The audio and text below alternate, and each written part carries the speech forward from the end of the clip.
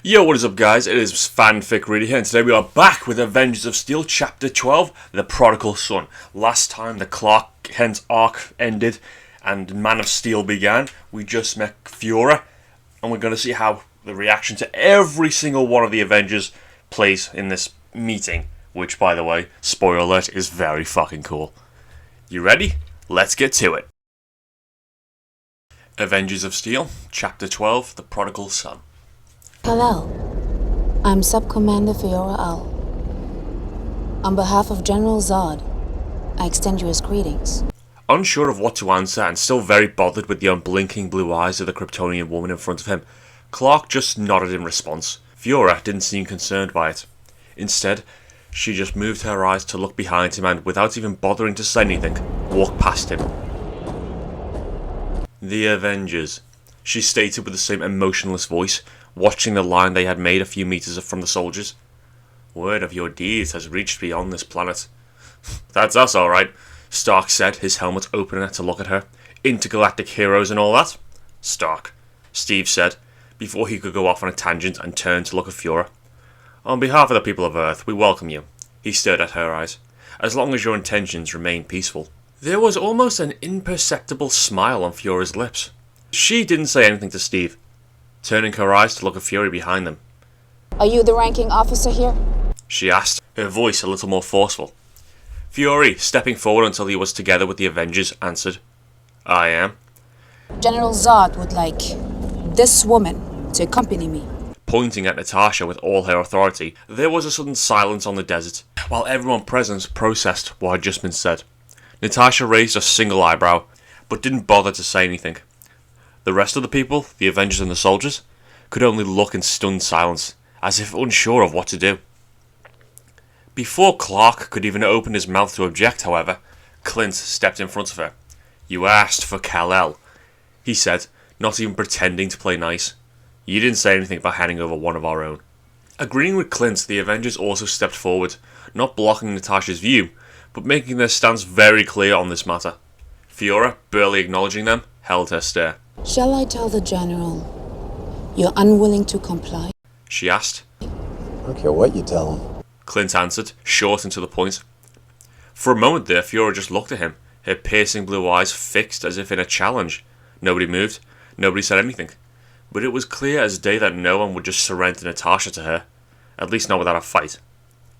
Clark was tense, just waiting to see what Fiora would do now that she had been denied. Ready to jump in between them if she did any sudden moves. What he didn't expect, and apparently what no one else expected, was Natasha making the sudden move, stepping forward. It's okay, she said, and when Clint and Steve moved too, ready to intercept her, I'll go, she said quickly. She looked at Clark's eyes for a split second, as if trying to convey some message. Clark didn't need more than that to understand it. She thought she could help him. He didn't know how or if this was even a good idea at all, but he felt very grateful nonetheless. With one last look at Fury, as if confirming with him that this was really okay, and one last look to the very tense Avengers to guarantee that they wouldn't try anything stupid, Natasha started to walk, following Fiora and Clark to the ship. Clark almost expected Clint to follow them, feeling, even without turning to see, how against the idea he was. And the others, Tony, Steve, and Bruce, wouldn't be much behind him if they considered, even for a second, that Natasha didn't want to be exactly where she was. S.H.I.E.L.D. and the army be damned. But they didn't follow, choosing to trust Natasha's decision, and soon they were inside the ship. Without delay, they took off, rising almost vertically into the sky. Clark used the quiet time they had to look around. Despite the position of the ship and the very high velocity they were going, Clark and Natasha felt as if they were in a normal room. No turbulence, no movement at all. It was like standing on the ground. The ship was barely illuminated. Not really a problem to his Kryptonian senses. But Natasha was probably finding everything very dark. Even so, there wasn't much to look at, the ship being simply a big container for transport. Fiora, after checking in on them one last time, went upstairs, disappearing from view. Clark took his chance. Taking the hidden command key, he placed it in Natasha's hand as carefully as he could, never saying one word so he couldn't be heard by another Kryptonian and their enhanced senses. Natasha looked at him questionably, probably recognizing the object he showed her on his farm. He shook his head, giving her all the answers she needed. So she hid it. Right at that moment, Fiora came back The holding atmospheric something. composition on our ship is not compatible with humans. You will need to wear a breather beyond this point. She explained to Natasha, approaching. And saying that, she placed the metal collar around Natasha's neck. That immediately extended into a transparent helmet to cover her head, just like the one Fiora was using. The flight didn't take long. After a few minutes, Clark could see Zod's ship, Black Zero, orbiting Earth. A gate opened so they could enter, and the metal arms came to hold the ship down. Soon they were out, following Fiora to the ship's bridge.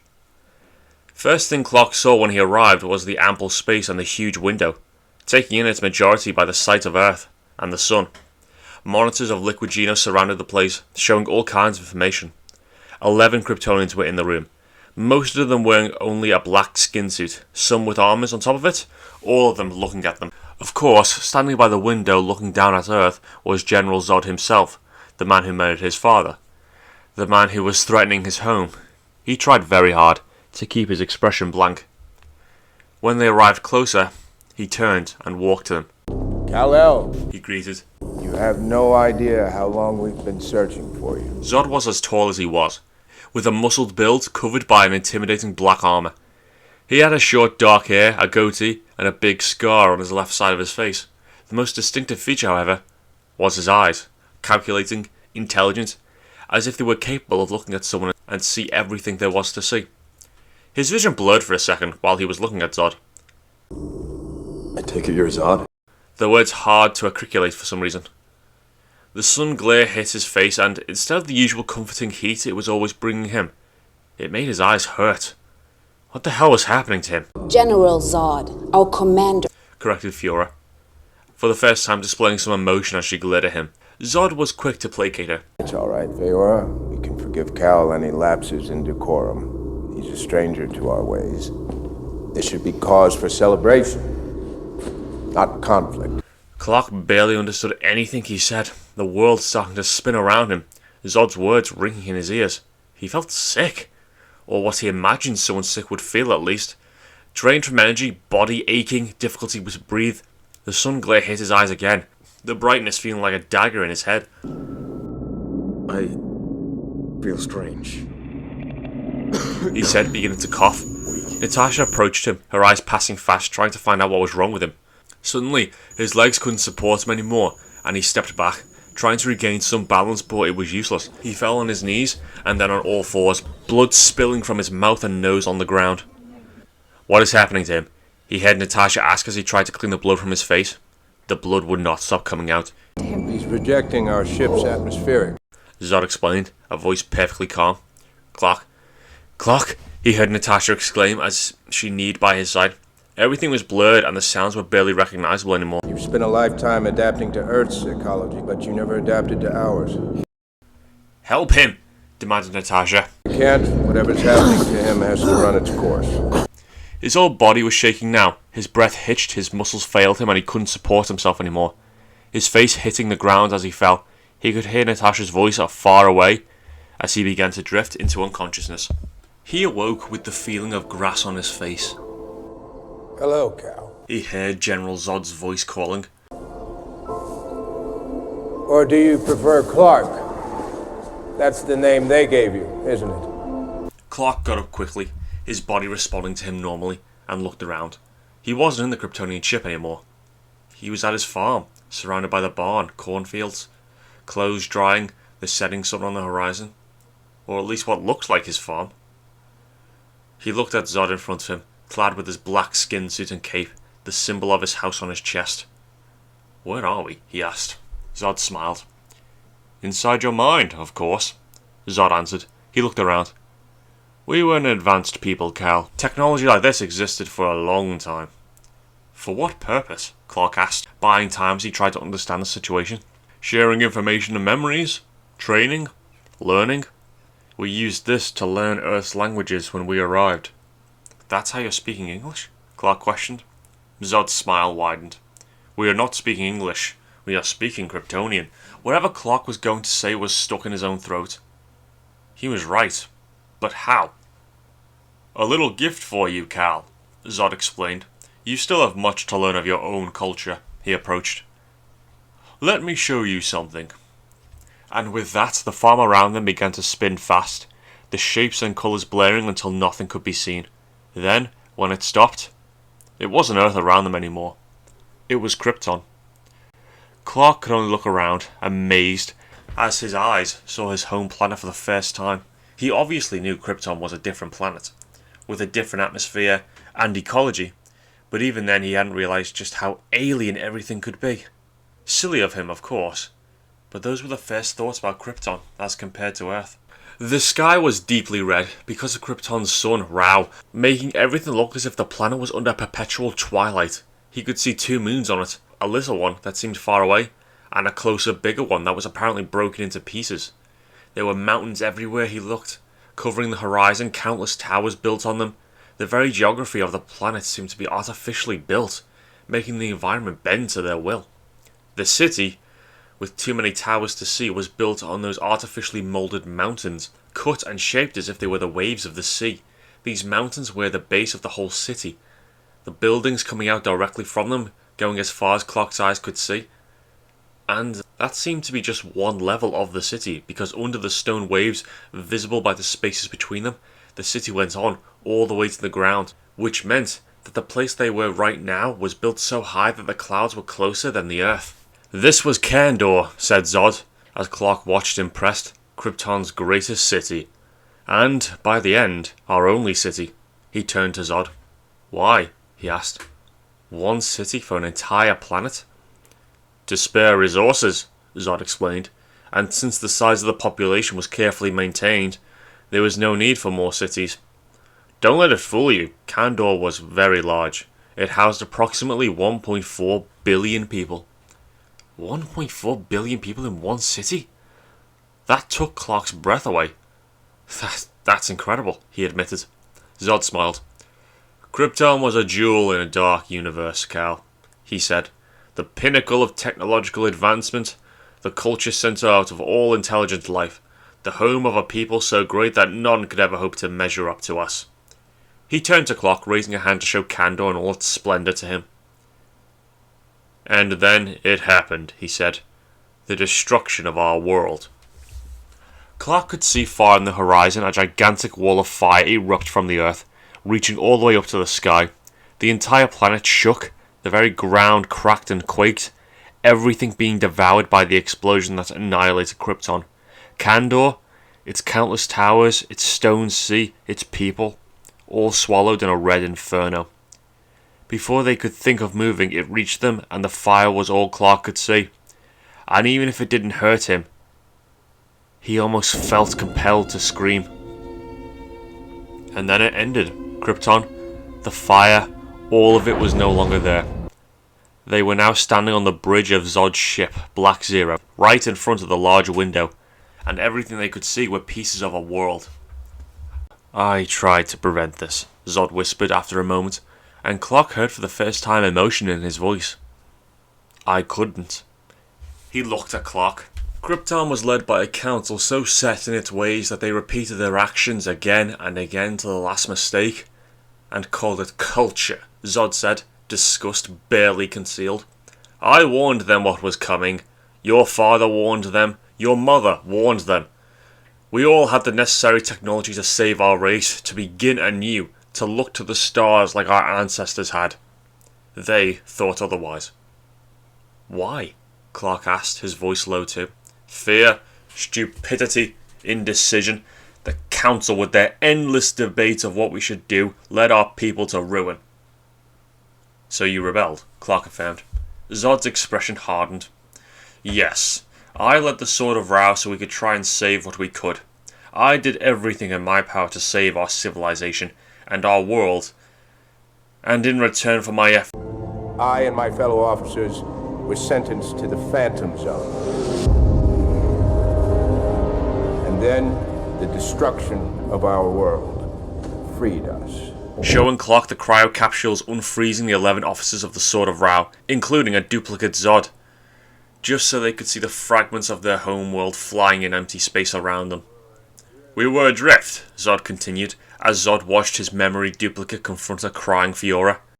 Destined to float amongst the ruins of our planet until we starved. How did you find your way to Earth? Clark asked, wanting to know if his father and his theories were correct. We managed to retrofit the Phantom projector into a hyperdrive.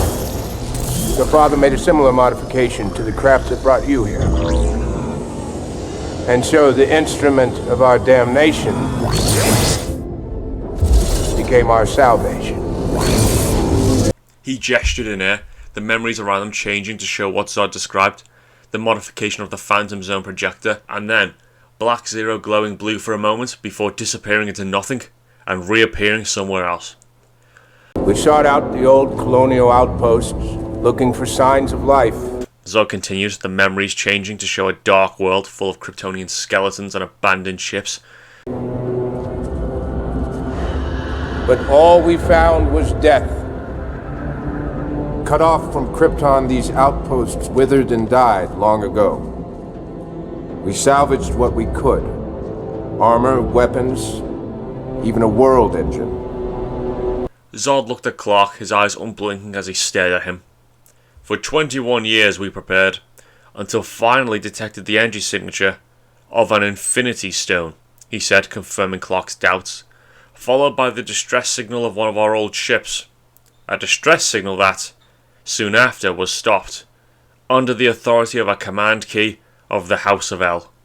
General Zod walked to Clark, stopping close to him, the memories around them changing until they were once again back at Kent's farm. Clark wearing his old t-shirt and Zod very close to him in a dark skin suit. You led us here, Cap. And now it's within your power to save what remains of your race. Natasha looked around, trying to understand what she was seeing. The dark inside of the ship wasn't there anymore, nor were the Kryptonians. She wasn't in Black Zero, apparently. Instead, she was now in a very familiar, very dreaded place. A very recognizable ballet studio. She could only watch as the young girls around her danced and danced non-stop, the practiced movements completely synchronized to one another. For a moment, she felt her blood turn to ice. The memory of that room, of that dancing, taking the air from her lungs. What was happening? Interesting memory, said an emotionless voice she recognized from behind her. Natasha turned to see Fiora in the back of the room, clad in only the black Kryptonian skin suits. No helmet, no armor, no cape. Her blue eyes didn't even turn to Natasha, glued to the dancing ballerinas in the studio. Memory? Natasha asked, wanting to know what was happening. Fiora turned to her. We are in your mind, the Kryptonian woman answered. She didn't even ask how any of this was possible. It made no difference how, since it was already happening. Probably some kind of advanced alien tech, she supposed. No, how that was happening wasn't as important as why, and Natasha could only think of one reason for someone to look into another person's mind. How's Clark? She asked, trying to gain time. Fiora, that had turned to watch the ballerinas again, looked at her. That blank face of hers conveying no emotion whatsoever. You care about Kal-El, she stated after a few seconds. Why? It's called empathy, Natasha replied. I would ask if you know what it is, but I don't think it's necessary. Fiora shrugged, not remotely bothered. I understand the concept, it just seems terribly inconvenient, especially in your line of work. She made a gesture to Natasha and followed her hand to see the ballerinas stopping to dance and opening spaces in the studio. Only two of them remained on the centre, and one of them was very familiar. Natasha could only watch as her younger self, still a teenager, began to fight the other equally young girl. Fiora walked to her side, but she didn't even look at her, her eyes glued to the graceful but deadly fight in front of her. Her younger self managed to toss the other girl on the floor and wrap her leg around her neck. She raised her head for a second, looking at the older, very elegant, very familiar woman conducting the training, and received a nod in answer. The sound of bones breaking echoed in the room. See? Fiora inquired. Inconvenient. Natasha tilted her head as if agreeing. A little, but I've always managed. The piercing blue eyes turned to stare at her. But have you? Really? I think not, otherwise you wouldn't have betrayed your old employers out of guilt. She held Fiora's stare. I betrayed them because they were killing innocent people. because they were bad people interested in only self-gain, not because of guilt. If you say so, Fiora answered. I just wonder how long it will take until you betray your current employers using similar excuses. Natasha didn't like the insinuation one bit, but her face remained carefully calm. You mean like you betrayed Krypton and staged a coup? For the first time since she had met Fiora, Natasha saw some emotion cross her face. You speak of things you do not understand. I never betrayed Krypton. My only purpose, the very reason I was created, was to protect it. General Zod and the rest of us were trying to save our civilization. Natasha held her stare without blinking for a few seconds, then she shrugged. If you say so. She wondered for a second if Fiora would hit her. Such was the intensity of her eyes, but then, without saying anything, she turned and walked to the centre of the studio, where the body of the young girl was still laying, waving her hand. The studio and everything in it began to spin fast, losing itself in a blur of colours, until it finally stopped moving into another place completely. The Kent farm. If it were up to me, Fiora began, I would interrogate you the usual way. It's more fun, but time is of the essence, and you were the one who found him on Earth. The Kryptonian looked at Natasha and she knew her game was up. Now, show me what you know about Kal-El. How is it within my power to save my race? Clark asked, honestly surprised. Zod got close to him. On Krypton, the birth of every single person was carefully planned. Every child was conceived in a Genesis chamber, designed to fulfill a predetermined role in our society, he explained. The genetic template for every being yet to be born is encoded in the Registry of Citizens. Without it, it is impossible to conceive a child in a Genesis chamber. Even the colonial outposts out in space needed the Codex's direction all the way from Krypton to work. Zod got closer and stopped very close to Clark. Your father stole the Registry's Codex and stored it in the capsule that brought you here. Clark's eyes widened. Why didn't his father tell him this? Was it actually possible to bring his race back? For what purpose? He managed to ask after a few seconds. So that Krypton can live again. On Earth. And he looked up. Following his gaze, Clark looked to the sky, seeing something big entering the atmosphere, burning bright as it came down with velocity. A few seconds later, the huge object landed on the cornfield in his memories, making the ground shake, the sound thundering as 3 metal legs hit the earth. Clark looked back at Zod. If Krypton lives again, what happens to Earth? The foundation has to be built on something. Even your father recognized that. As he said that, the huge machine, the world engine, started to emit a huge amount of smoke into the sky, and a shining blue beam came out of it, hitting the ground with tremendous force. Everything shook and a huge wall of dust lifted from the earth, wiping everything from its path. Clark raised his arms to cover his face, even knowing all of this was happening only in his mind. As the cloud of dust passed over him and destroyed his farm, the clothes he was using, his human clothes, were ripped from his body, replaced instantly by his blue Kryptonian skin suit and the red cape. It was like standing in the middle of a tornado. Where is the Codex, Cal? Zod asked, completely unaffected by the destruction he had just witnessed. Clark didn't answer immediately. Looking around him, seeing the scene of complete destruction that the world engine had brought. There has to be another way, Zod, he explained, almost begging. We can coexist. You can find another planet. We were lucky to survive and to thrive in this atmosphere, Cal, he answered, still looking at Clark. Not all Kryptonians could do that. This world's sun is just too strong. Its energy makes us too powerful. Krypton's atmosphere can control that. It can limit the growth of our power, make it bearable. Without it... How painful was your childhood? I survived, Clark retorted. You did, but not all could do it, or to do it with their minds intact. I can barely imagine the torture your senses must be to you. It can be learned. You can find another planet. You have a machine that can reshape environments. Not out of nothing. Not every ball of rock out there can be reshaped into an inhabitable planet. Certainly not to the perfect conditions Earth offers, Clark couldn't believe his ears. He knew Zod had killed his father. He knew he had staged a coup in Krypton and killed a lot of his own people. But to talk about killing an entire race with such a calm voice, it was unthinkable. You are talking about killing billions of people. I'm talking about saving our race, Zod yelled suddenly. You can't understand what that means. What is a bunch of humans when we have the possibility to build Krypton again? He got closer. You are not human, Cal. And you are never going to be human no matter how you look. You are Kryptonian. If their race didn't resemble our appearance so much, what do you think they would have done to you? If you were one of their feared little green aliens, they would have killed you the moment that ship landed. Zod was almost touching Clark, his blue eyes almost mad. Those people you protect so much, those primitives, 50, maybe 100 years from now they will all be dead, and you will have lived but a small fraction of your life. He touched Clark's shoulders. Is that what you want? To be the last of your kind, alone in a planet filled with beings so fragile and die so quickly? No, Clark didn't want that. He didn't want to be the last of his kind, to be the only Kryptonian left in the universe. But he would never allow Zod to kill them all. I can't be a part of this, he said.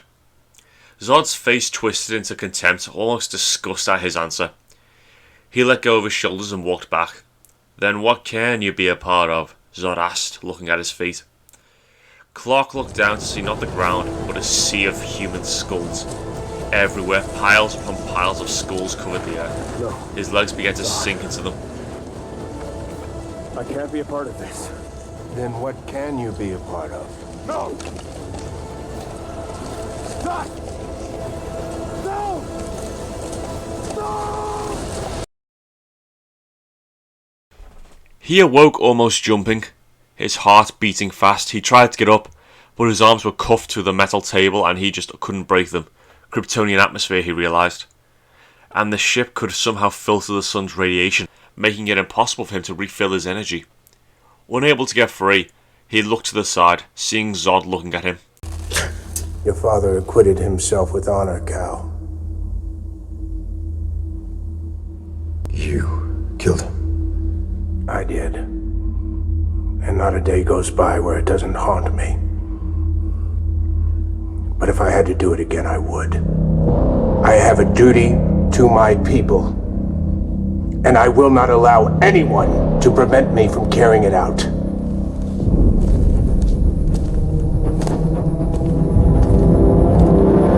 And saying this, he turned and left the room.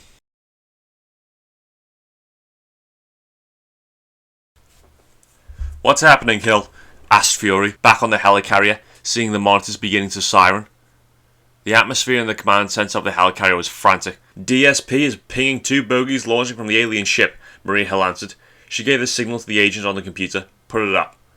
As she asked, the images from the screen appeared on 2 big monitors, showing a part of the globe and the black zero floating close to it.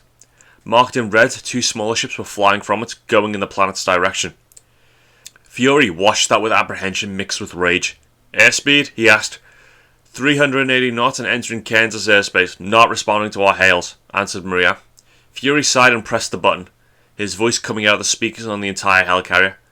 Avengers, assemble! Natasha woke up in a dark room, her head feeling like it had been scrambled after her little trip down memory lane. As always, she didn't open her eyes or change her breathing pattern, trying to assess the situation without alerting any possible enemies. Not hearing anybody close by, she opened her eyes and carefully got up. Her head was still covered with that transparent helmet, which meant the air wasn't breathable yet. She was still on the ship then. Not that she expected to awake out of it. But it was good to be certain. She looked around, trying to find something useful in that place, forcing her eyes to see it in the dark environment, until the blue glow of some kind of mainframe called her attention. A place that had the exact same form of Clark's pendant. As she approached the pendant, some kind of magnetic field pulled it and attached it onto the entrance. She pushed the S-shaped pendant the rest of the way in, a sound coming out from the mainframe. Nothing happened. No lights, no sounds, no alarms. Natasha sighed. Clark wouldn't have given that to her if it wasn't important, but she wasn't seeing anything new. That was until she turned around and there was a man standing behind her. You're wasting your efforts. Zed Jax Orr, Zod scientist, as Clark tried to pull himself from his restraints. The strength you derive from your exposure to the Earth's sun has been neutralized aboard our ship. Here, in this environment, you're as weak as a human. Saying this, he jammed a needle into Clark's arm, passing through his skin suit as if it weren't there. Clark grunted in pain, this being the first time his skin has been pierced in all his life. The weird blood pistol began to drain out his blood. A few very uncomfortable seconds later, when Clark discovered he really didn't like needles, Jax stopped, removing it from his arm. He turned around, eyes extremely focused on the blood he had drained from him. Taking advantage of the distraction, Clark lightly tapped his finger on the table. The bracelet around his arm, identical to the decoration all Kryptonian skin suits seemed to possess, beginning to disintegrate little by little in the air, its metal particles forming some sort of advanced lockpick, and began to meddle with the restraints. "How strong are we exactly without a yellow sun?" asked Clark, his voice high enough to cover the low sound of the lockpick. "Are we really just as strong as humans?" Jack snorted, still looking at his blood with a manic concentration, which, frankly, was disturbing him. "Our bones and muscles are extremely denser than theirs," he answered, still not looking at him. Clark checking the progress of his escape. "Even without being powered by a young sun, we are considerably stronger than them." "How stronger?" Clark asked. "Please be silent," Jax demanded, beginning to drain the blood he had collected into a machine. "You are disturbing my focus." "Well, that was rude. Can I just say one more thing?" he requested. Jack sighed and turned to him. "What?" "Keelix." He gave the order and closed his eyes. Suddenly, hidden from behind his table, Keelix floated to Jax, eye level. And before he could do anything, he emitted a powerful flash, blinding the scientist. Clark took his chance and pulled as strong as he could, ripping the damaged restraint, while Keelix cut off the other one. Having no need to be silent now, and because of that working fast, Jax was still blind, his hands on his eyes, not knowing what to do, and then Clark was free. The moment Jax managed to open his eyes, Clark's fist connected with his nose and tossed him to the ground. "Not looking so weak now, am I?" It was only because of her incredible self-control that Natasha didn't jump back when she saw the man behind her. Even so, the very thought of this man that had managed to sneak up on her was so easily grating on her nerves. "Where did you come from?" Natasha asked, pretty sure she was in a locked room. The man seemed to find this funny. "The command key, Miss Romanoff," he answered with a nod. "Thanks to you, I'm uploading into the ship's mainframe." Uploading into the ship's mainframe? Wait, was he like Jarvis? "Who are you?" she demanded. "I am Cal's father." His biological father, Natasha realised, her eyes taking the similarities between them almost automatically. He had told her a lot about this, the hologram on his ship. "Can you help us?" she asked, trying to keep her thoughts focused. Jor's expression could almost be translated as, "Are you really asking me this?" "I designed the ship.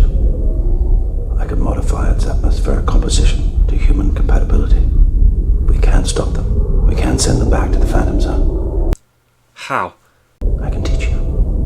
And in turn, you can teach Cal. Will you help me?" It was Natasha's turn to give him the "Are you really asking me this?" look. Clark's father smiled and told her his plan to defeat them. As soon as he did, an alarm began to sound and her helmet retracted itself. "The ship's crew are alerted. We need to move quickly. Retrieve the command key." Natasha ran to the mainframe and pulled the command key back. "How strong are they in this environment?" Natasha asked as he opened the cell door. "Approximately as strong as your Avenger companion, Captain Rogers," he answered. "Avoid all close quarters combat." Natasha fiddled with her gloves for a moment. They started to buzz and emit a blue glow. "How well does electricity agree with them?" Jor-El smiled again. "Door on your left. Find out." His warning was given in the nick of time. As he said that, the woman came out of the door, pistol held in front of her. Without waiting to be noticed and shot, Natasha dashed forwards, jumping and kicking the arm that was holding the pistol so it would point to the ground. And then, before the Kryptonian had a chance to react, she brought her widow's bite under the woman's chin and unleashed a massive electric discharge. The woman thrashed and went down unconscious. "Pick up her sidearm," Jor-El said, starting to walk again. Natasha grabbed the pistol and followed him. The alarm continued to sound non-stop as they made their way. Jor-El opening and closing doors every few seconds, probably cutting off reinforcements. He pointed to the right. To your right, fire. Without hesitating, Natasha fired the pistol in that direction, he said. The blue energy hitting the Kryptonian running directly in the face. Hearing steps, she already turned shooting, without needing any advice, hitting another of the aliens. 3 Kryptonians appeared on the door to her left. Their weapons already aimed at her. Before they could shoot, however, Jor-El closed it. Thanks, she said, running to the end of the corridor and entering the room. He was already inside the room, being a hologram and all that, so Jor-El opened one of the escape pods for her. Secure yourself inside the open pod. He said, as Natasha quickly entered the pod. Safe travels, man. It's highly unlikely we'll be seeing each other again. It was a pleasure to meet you, she said. He smiled. The pleasure was all mine, Miss Romanoff. To finally meet one of my son's friends. Remember, the Phantom drives are essential in stopping them. I remember, don't worry. He nodded, then stopped. Move your head to the left. He said, his voice perfectly calm. Natasha found this to be a weird request, but as soon as she heard steps, she did what he told her. Right on time to dodge a powerful punch that passed through the fading hologram and collided with the other side of her head, opening a hole in the metal. She had 1 second to pull her pistol and start shooting, seeing the same woman she had just electrocuted look at her. Well, it worked, but apparently not for long. The Kryptonian managed to grab her pistol from her, but as soon as she did, Natasha placed her widow's bite under her chin again. She took more pleasure than usual in seeing her eyes widen. The discharge through her back, but didn't knock her out completely. So Natasha quickly pressed the button and launched the pod, listening to the sound of pistols being fired hitting her.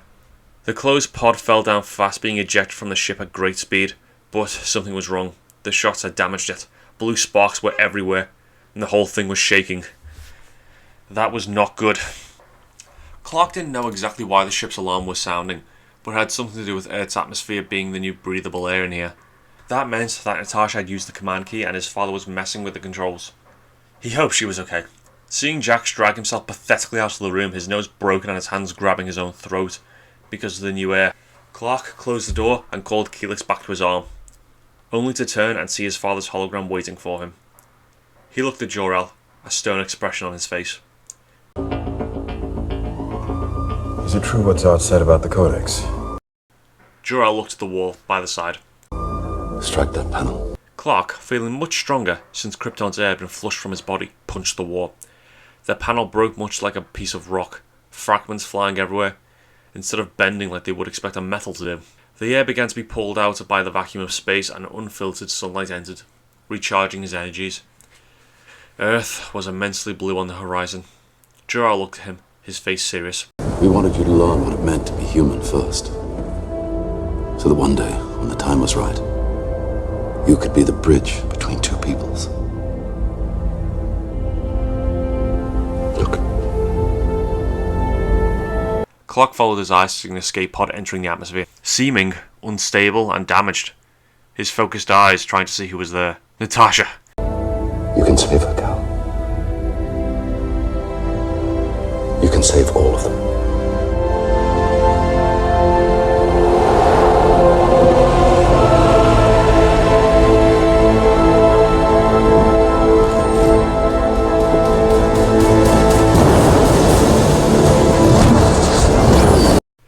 Okay guys, we're going to leave it there, and holy shit, this took so long to do. As I'm sure some of you probably noticed by now, this one took a little bit longer to come out. Reason for that's a pretty good one. The more action-oriented chapters of the story are going to take a bit longer to edit out properly. But I'm not going to lie, I'm kind of considering just doing like slideshow images of like certain characters as they fight, rather than trying spacing it out the way I have done so far in order to like get these out quicker. But the good news is, it also took a little while longer because this is not the only one I've been working on. I've also been doing The Infinity, The Oncoming Storm, and a brand new story that I'm working on now, and I think you're all going to like it very much. It's a very good one. It's another crossover, so I think you might, most of you will like it, I think some of you won't, but I just hope you do. Don't worry, I'll explain it more when the other episode actually comes out. Alright then guys, yeah, it's been FanFic Radio. If you want to play, if you want me to, do any other chapters, let me know in the comments down below. Please like, subscribe, and see ya!